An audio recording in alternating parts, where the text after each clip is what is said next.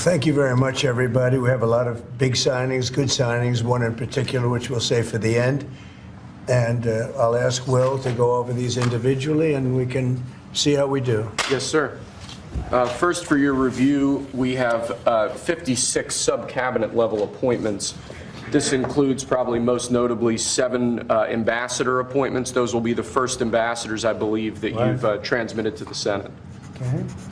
And they're very good.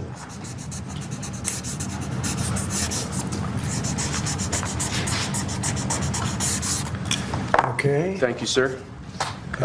Second, we have acting designations. We're actually designating Doug Collins to be the acting leader of both the Office of Special Counsel and the Office of Government Ethics. You know Doug, everybody, I think? He was in charge of the fake impeachment hearings, remember, that I won very conclusively? Fake charges by the radical left Democrats. Okay. Next, sir, Johnson administration to train senior-level government bureaucrats. As you've identified repeatedly in the last few years, the senior levels of our federal government are not adequately serving as stewards of taxpayer dollars, so we're recommending zeroing out that program effectively. We're actually getting rid of a few programs that are just a waste, just really a waste. Thank you, sir. Next, we have an executive order relating to the Foreign Corrupt Practices Act. As you've repeatedly identified, the way that this act has been enforced over the years has been devastating to American business opportunities and business competitiveness abroad. We are essentially ordering the Department of Justice to use its prosecutorial discretion in a way to ameliorate the negative effects of the Foreign Corrupt Practices Act, to allow Americans to do business abroad, and to allow our foreign partners to do business with Americans without fearing unjust prosecution. And for those of you that know this, it turned out to be, it sounds good on paper, but in practicality, it's a disaster. It means that if an American goes over to a foreign country and starts doing business over there legally, legitimately, or otherwise, it's almost a guaranteed investigation, indictment, and nobody wants to do business with the Americans because of it. Nobody wants to do business. They say, look, we can deal with China. They can do whatever they want. We can deal with Russia. We can deal with anybody. And we have a normal life. You deal with America, the FBI gets over there. They don't investigate death and murders on the street in New York and Los Angeles. They go over and investigate a business guy trying to do business. So it made it very, very hard from a practical standpoint to make deals. They want to deal with the Americans, but they don't want to be under investigation every time they speak to an American, every time an American makes a phone call to somebody in a different country. It's a disaster for this country. And I guess it was a Jimmy Carter concept, and it sounds so good, but it's so bad. It hurts the country. And many, many deals are unable to be made because of it. Nobody wants to do business because they don't want to feel like every time they pick up a phone, they're going to jail. So we'll sign this, and it takes courage to sign it because you only get bad publicity when you sign it. It sounds so nice. The title is so lovely, but it's an absolutely horror show for America. So we're signing it because that's what we have to do to make it good.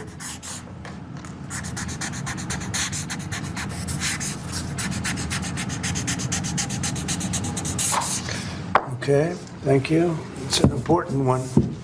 It's going to mean a lot more business for America. Okay. Thank you, sir. Next, this is an executive order relating to the use of paper straws. As you've consistently identified, nobody really likes paper straws. #1 trending. Can you believe it? A paper straw was #1 trending for 3 days or something. The environmental impact of plastic straws versus paper straws is entirely unclear. This has cost both the government and private industry an absolute ton of money and left consumers all over the country wildly dissatisfied with their straws. So we're asking aspects of the federal government, federal departments and agencies to look at their existing procurement processes, and we're asking your Domestic Policy Council to look holistically at this issue to address it, and it really is something that affects ordinary Americans in their everyday lives. We're going back to plastic straws. These things don't work. I've had them many times, and on occasion they break, they explode. If something's hot, they don't last very long, like a matter of minutes, sometimes a matter of seconds. It's a ridiculous situation. So we're going back to plastic straws. I think it's okay.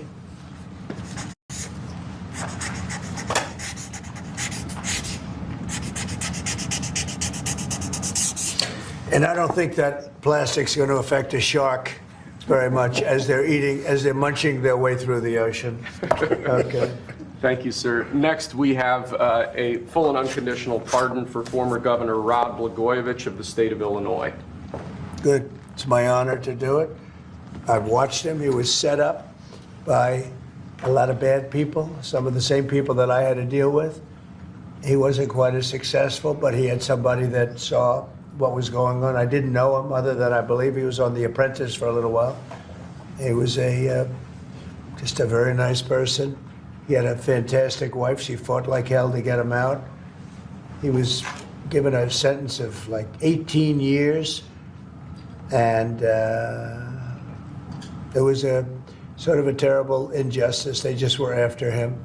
They go after a lot of people. These are bad people on the other side. So I think he's just a very fine person. And this shouldn't have happened, and it shouldn't have happened to him. And let him have a normal life and let him go out and do what he has to do. So I'm signing this as a full pardon. Rod Blagojevich. Mr. President, are you considering him for ambassador to Serbia? No, but I would. I mean, he's now cleaner than anybody in this room. He got a pardon. He's cleaner than anybody in the room. Okay. Thank you, sir. Next, in 2018, you imposed ad valorem duties, tariffs on imports of steel at a 25% rate. Since that time, a large number of exclusions and exceptions to that tariff rule have been implemented. Because of the damage to the United States steel industry that those exceptions and exclusions have imposed, we're now, this order would reimpose that 25% ad valorem tariff rate on imports of steel, and it's presented for your signature now. Okay. Do you understand what that means? It's a big deal. It's a big deal. This is the beginning of making America rich again.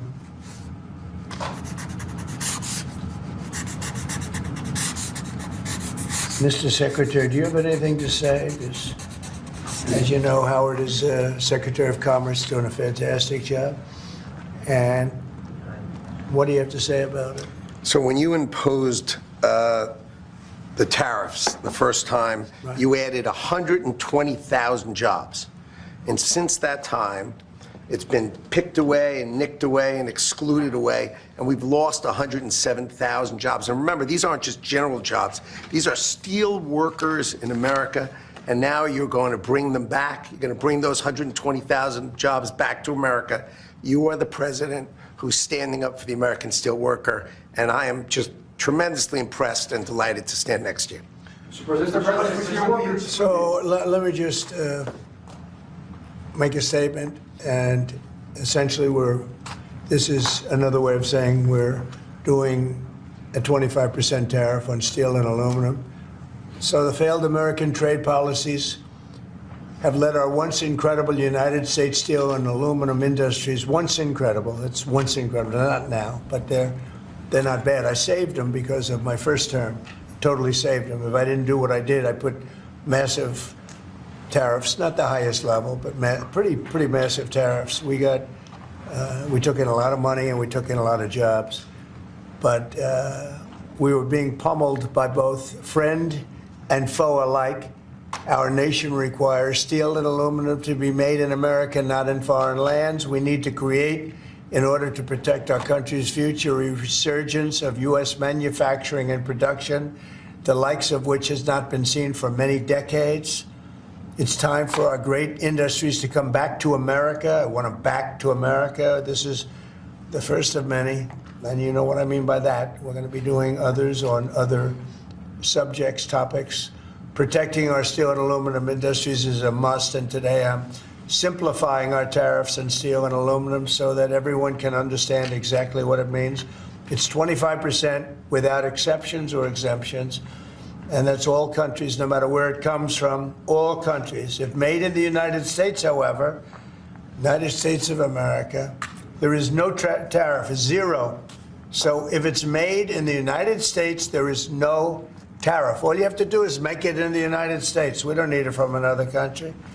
As an example, Canada, if we make it in the United States, we don't need it to be made in Canada. We'll have the jobs. That's why Canada should be our 51st state.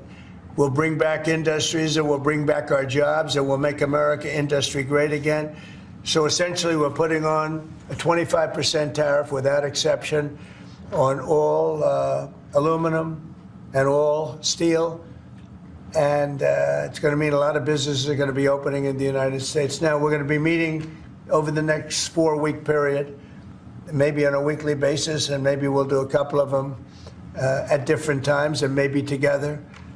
But we'll be talking about other subjects like cars.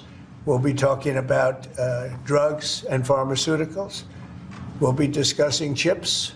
And we're going to be doing some other things in addition to that, all which will bring in a lot of jobs into our country. Cars is going to be a very big one and a very important one. And America is going to be stronger than it ever was before. Okay? So are you finished with everything, I think? We have aluminum still to sign. Okay, here, let's sir. go. So with respect to aluminum, similarly to steel, since 2018, a large number of exceptions and exemptions have been added into the law. This eliminates all of those and also increases the ad valorem tariff rate from 10 to 25%. Mostly the last part is the most important, right, would you say? Totally. So basically, this is aluminum, the same thing, no exceptions, no nothing. And it's going to bring our aluminum business back and may go higher. I mean, frankly, it may go higher. And we're going to also be talking about we're going to be talking about things over the next 3 weeks that I think will be amazing for our country, amazing for our jobs, and will bring us to a new level of prosperity. And I think, frankly, our allies and our enemies expected it for years. They really expected it sometime during the Biden administration, but they didn't do anything. As you know, I put tariffs on China. We took in hundreds of billions of dollars with those tariffs, and Biden wasn't able to get them out. He tried to, but it was too much money. He couldn't do it. And we're going to be doing a very concise and, it's going to be good. And I don't think if done properly, and we're going to try and do that, we don't want it to hurt other countries, but they've been taking advantage of us for years and years and years. And they've charged us tariffs. Most of them have charged us, almost everyone, I would say, almost without exception. Definitely. They've charged us, and we haven't charged them. And it's time to be reciprocal. So you'll be hearing that word a lot, reciprocal. If they charge us, we charge them. If they're at 25, we're at 25. If they're at 10, we're at 10. And if they're much higher than 25, that's what we are too. So that's having to do with everything. That's not just steel and aluminum. But we'll be discussing that over the next couple of weeks. But we will be looking at chips, and we will be looking at cars, and we're going to be looking at pharmaceuticals, and there'll be a couple of other things also in addition. That'll be Mr. President, Mr. President, U.S. steelworkers have said that they support this move. But what would you say to American consumers who are worried that prices... That they do support this move? U.S. steelmakers. I love the steel makers. That's But, good. well, what do you say Of course to they, American because they want to save their businesses. U.S. Steel will now be a very valuable company. Anybody that makes steel is going to be great. Anybody that works in big steel is going to be very happy. What do you say to consumers who are worried about prices, sir? Oh, I don't think you're going to. No, you're going to ultimately have a price reduction because they're going to make their steel here. There's not going to be any tariff. These foreign companies will move to the United States, will make their steel and aluminum in the United States. Ultimately, it'll be cheaper. But we'll also have jobs, many, many more jobs. Sir, what are you looking at in terms of tariffs on cars and chips? Well, we're looking at numbers, and we'll be coming up with a number, but we make some of the finest cars in the world, and some companies prohibit us from selling those cars in their countries, but they sell us cars, they send cars to us, and we don't do that. We charge nothing or 2.5%, and they'll be charging 100%. They'll be charging much more than that if you look at some of them. So I think those days are over. But we'll be announcing on other things, such as cars. We got some other things we'll be doing. But the biggest thing is reciprocal. We want tariffs to be fair. If they charge us, we charge them. Tomorrow, the reciprocal tariffs? We'll be doing reciprocal over the next, I would say, 2 days, don't you think? 2 days, yeah, maybe. Mr. President, the Australian Prime Minister has said that you are considering an exemption from Australia on steel. Is that correct? And why? I just spoke to him, very fine man, and he has a surplus. I mean, we have a surplus with Australia, one of the few. And the reason is they buy a lot of airplanes. They are rather far away, and they need lots of airplanes. And we actually have a surplus. It's one of the only countries which we do. And I told him that that's something that we will give great consideration to. And would you consider one for the UK as well? Well, we have a huge deficit with the UK. Big difference. You don't have a deficit with Argentina. Is that country also going to be? We have a deficit with a little deficit with Argentina. We almost with every country, but Australia, because of the airplanes, they buy a lot of airplanes. There's a little bit of a surplus. Mr. President, if other countries retaliate, I don't mind. What is your plan for example, farmers? Last term, you. Well, the farmers are going to be helped greatly. Yeah, the farmers are going to be helped greatly because they're not going to be dumping everything into our country. This will be a great bill for farmers. And in terms of retaliation, if they retaliate, it's, as I said, it's reciprocal. So if they raise it a little bit, then we raise it automatically. So I don't think it helps for them to retaliate. But also remember this, they can't really retaliate because we're the piggy bank. We're the piggy bank. But if we don't do this, we won't be the piggy bank for long. We won't be much of a country. Mr. President, you see that report, sir, that Hamas was going to stop releasing Israeli hostages, and what was your reaction? I think it's terrible. Look, I looked at the hostages that came in, and they're emaciated.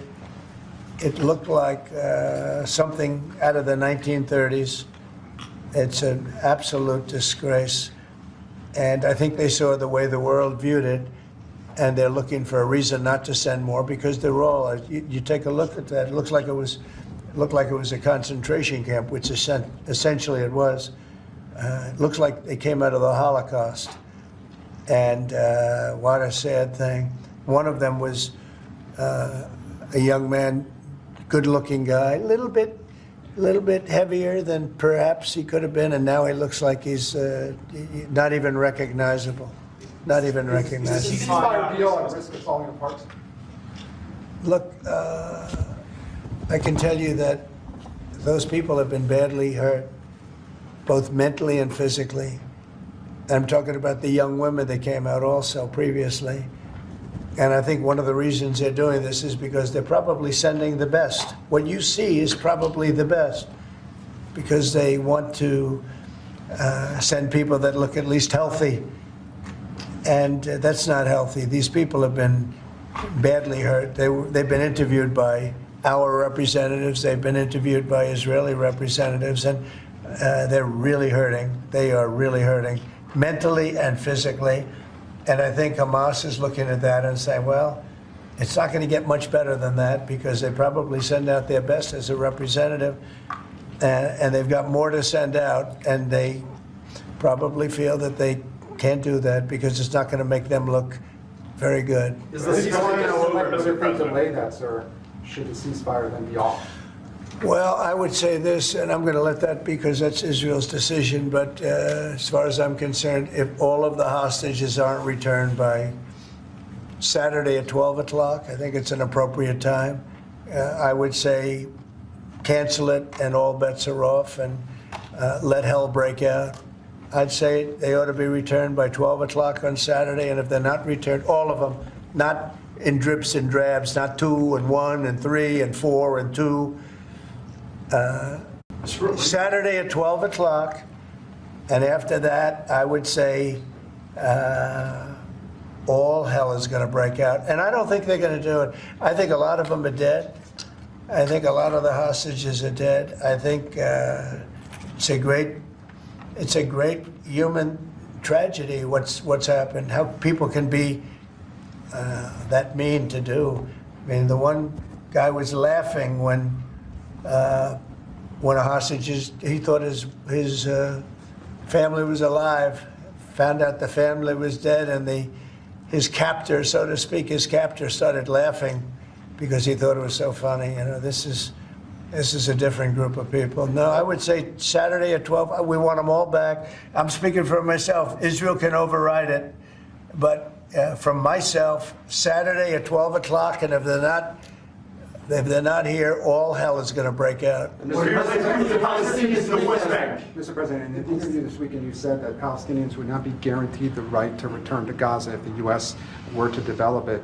What did you mean by that? And under We've spoken to a lot of Palestinians. They would love to leave Gaza if they could find a place to be. And I've spoken to various leaders of various countries in the not so, distant area from where we're talking about, the Gaza Strip.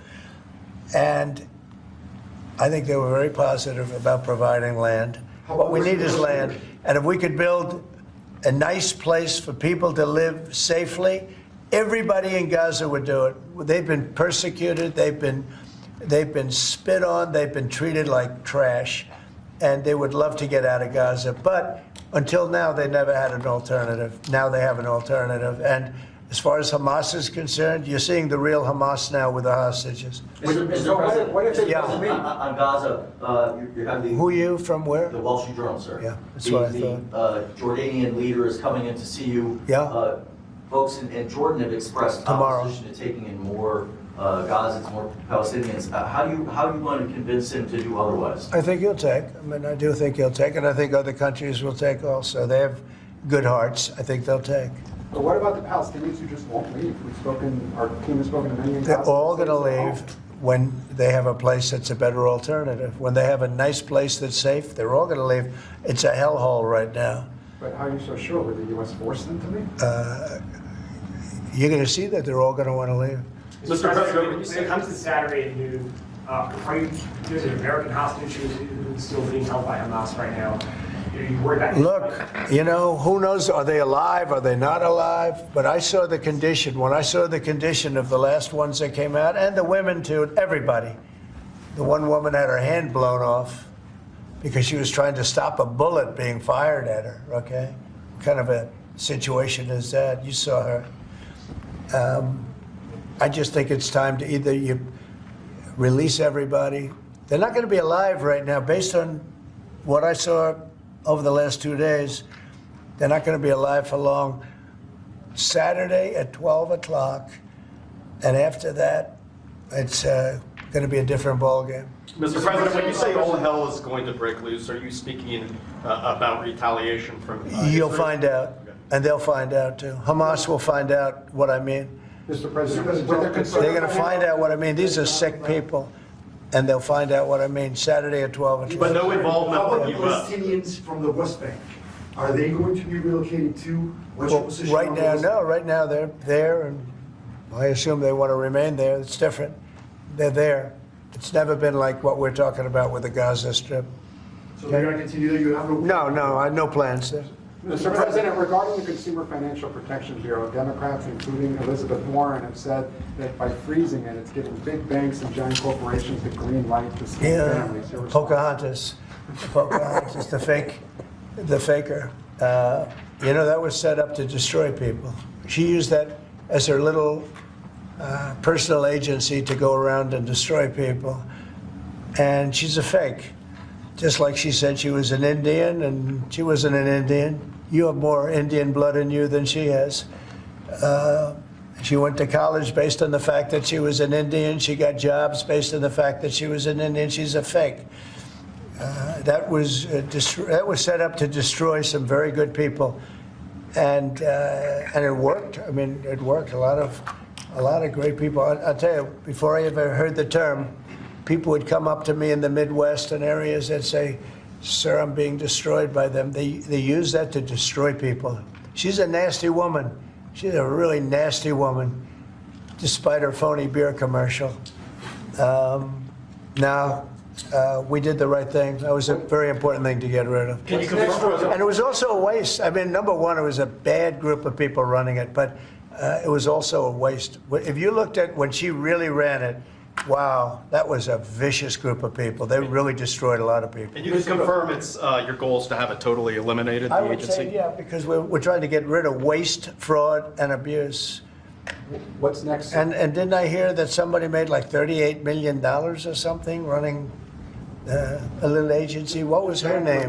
What was her name? And what did she do? And what was that all about? All the money that she made? Does anybody know? Are you gonna talk Yeah, to Brian, us? go Are you ahead. gonna talk? Good to see you. The latest CBS poll has your approval ratings at an all-time high, despite all these controversial subjects and executive orders that you're doing. Want to get your thoughts on that, how you've really connected to mainstream America. Yeah, I have high approval ratings because I'm using common sense, whether it's getting men out of women's sports.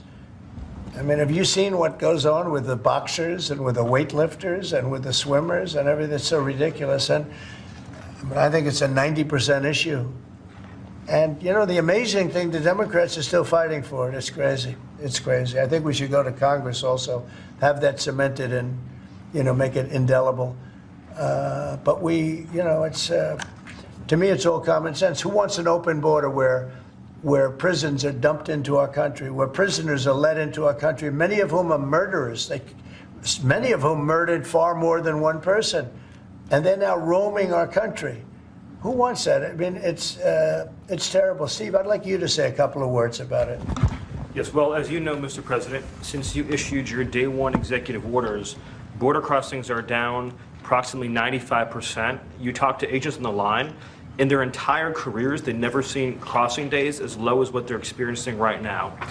The cartels, in fact, are enormously frustrated because they've never seen a clampdown like this before in American history. There are people who were working at Border Patrol back when it was INS in the 80s and 90s. They've never seen a day like this. That's because you've mobilized the 10th Mounted Division, the Marines, the entire U.S. military. They're erecting physical miles of barrier, temporary and ultimately permanent, every single day. You have all of your border agents pushed to the front line. They're not doing the humanitarian processing, quote unquote, that Biden was doing. They're doing law enforcement and national security. They're interdicting weapons and drugs. They're interdicting violent, high-threat criminals. And the U.S. military is repatriating illegal immigrants at a pace and a skill that has never occurred before in American history.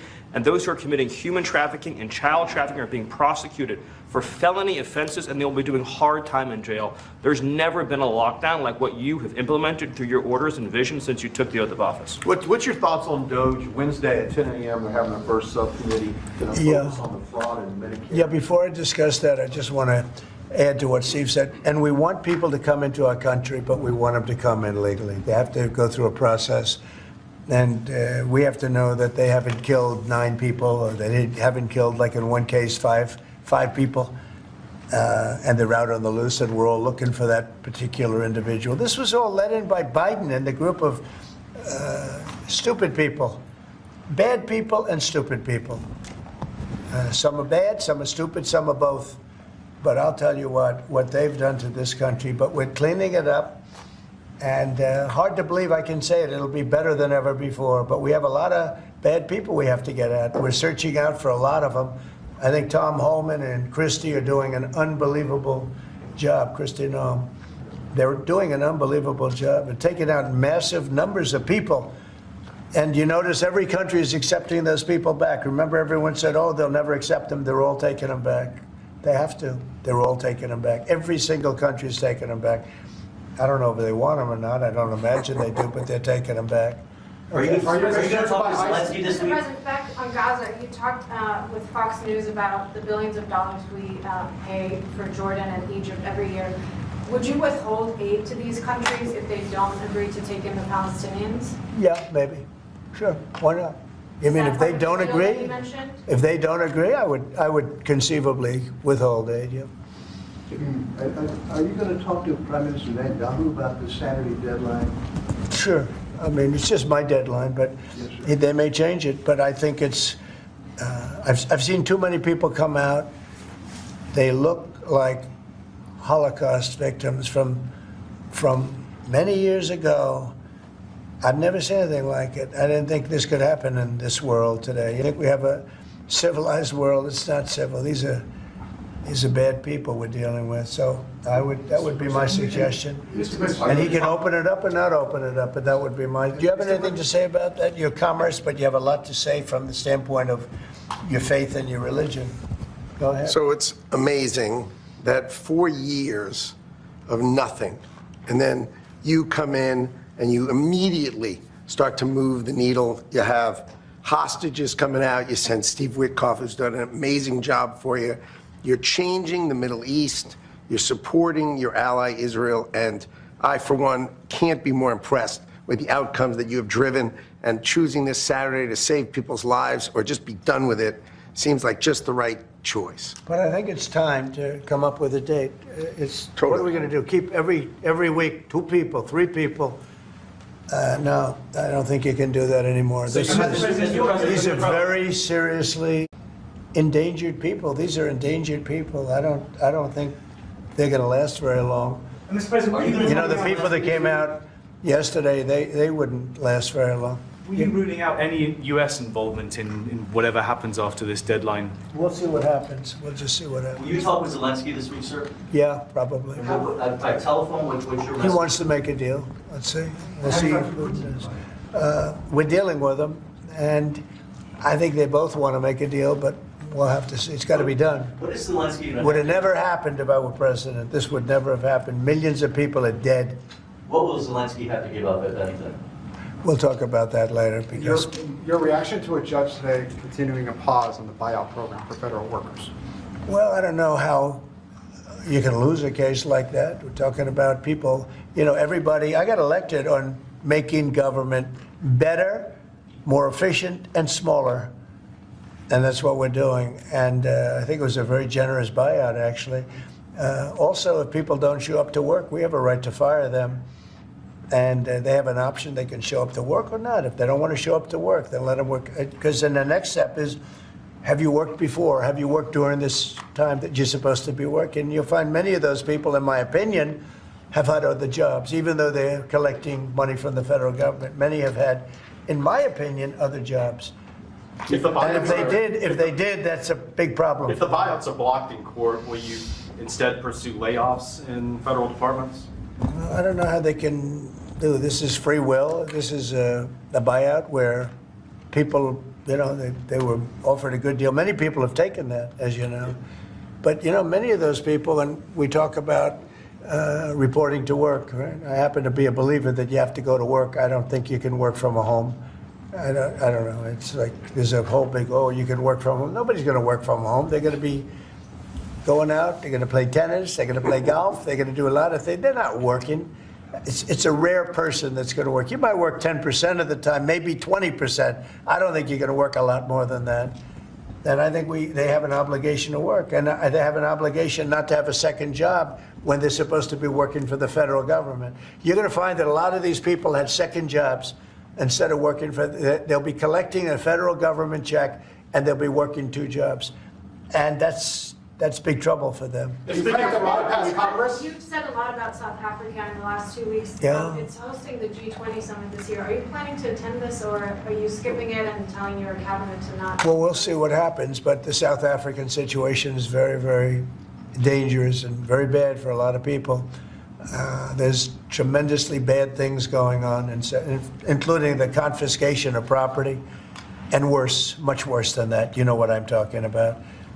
And we're not making any payment until we find out what's going on in South Africa. Yes, What's next for General Kellogg going to Ukraine this week, sir, or soon? Yeah, it is. Keith Kellogg. General Kellogg is an excellent guy, and he's spending time doing various things. We have numerous people working on numerous different problems. You know, when I left office, wasn't long ago, a little more than 4 years ago, we had no wars, we didn't have problems. Now we got the whole world is blowing up, but we'll put out the fires. You've been talking to Vladimir Putin. Are you trying to set up a meeting with him? Well, I can't tell you what I'm talking about, but we are talking as a group also. I think he'd like to make a deal, but it takes two to tango. And so, I mean, you can't give us any more clarity on whether you personally have spoken to. I don't want to talk about it. No, I don't want to talk about it. It's not going to help you to know, but we would like to get a deal done if possible. Only because, in my case, save lives. You know, we're much further away. Remember, we have an ocean separating. They don't. Europe should be paying what we're paying, and Europe has done it more in the form of a loan than with us. We just give it. You know, Biden gives it because he's not a smart individual, not a very smart individual. We have people over there today who are making a deal that as we give money, we get minerals and we get oil and we get all sorts of things, because why are we doing this? And all this money, we're in for maybe 350 billion and Europe's in for 100 billion. And Europe's in really as a form of a loan. In theory, they get that money back. In theory, they get interest on their money. It's a whole different ballgame. And Biden is the one that started doing this. Every time Zelensky came here, he walked away with $60 to $100 billion. I think he's one of the greatest salesmen who have ever lived, by the way. Can you discuss your intentions with the Kennedy Center, which you're now board chair of? So we took over the Kennedy Center. We didn't like what they were showing and various other things. And I had a lot of the board members already, as you know, and we have some that will be replaced. But we have, I guess, a whole new group of people going in. I have Rick Grinnell, who's got some experience in that world. He's very good. Going to be handling it on a temporary basis. I think he'll do a great job, but we're going to get some great professionals. I'm going to be chairman of it, and we're going to make sure that it's good and it's not going to be woke. There's no more woke in this country. This woke has cost us a fortune and cost us our reputation, but the reputation's coming back very, very rapidly. Thank you very much, everybody. Thank you. The penny, guys. The penny is gone. Go. Penny's gone. Is the nickel next? What about the dime?